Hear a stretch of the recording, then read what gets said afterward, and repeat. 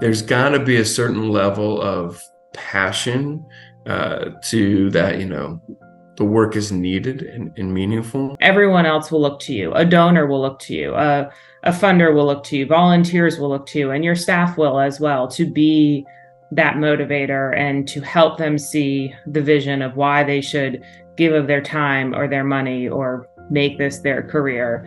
And so, I really do think that person first has to come to the table with a love for what you are doing or trying to achieve. Another skill I think is really important for a nonprofit leader is self-awareness. We want to help and do all we can. We know everyone in the organization is stretched thin, but being self-aware enough to know where your strengths are, how you can rely on, your teammates and those that work with you. And then that also brings in this idea of like how, when a project or an effort maybe isn't right for your organization, and that's where you can rely on partners. One of the things we try to do at the firm is balance our approach of saying, okay, how do we approach helping entry level or young professionals, emerging professionals? How do we help people who are mid-career? How do we help people who are already at senior leadership?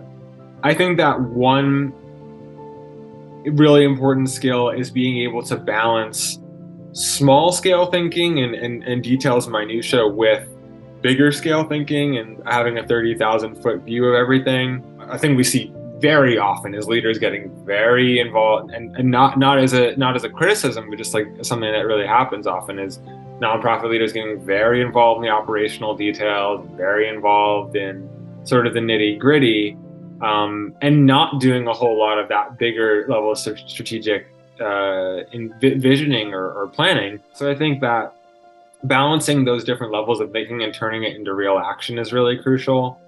I think a nonprofit leader needs to be a good listener and a good collaborator. And I think being able to listen to the good ideas and kind of convening the voices of those that are around them that are in the good work that they're doing. Nonprofit leaders need to kind of remember that they're not a silo, they're not in it by themselves, and that they have people around them that can provide some good insight and guidance, and that want to be able to support the work that they're doing.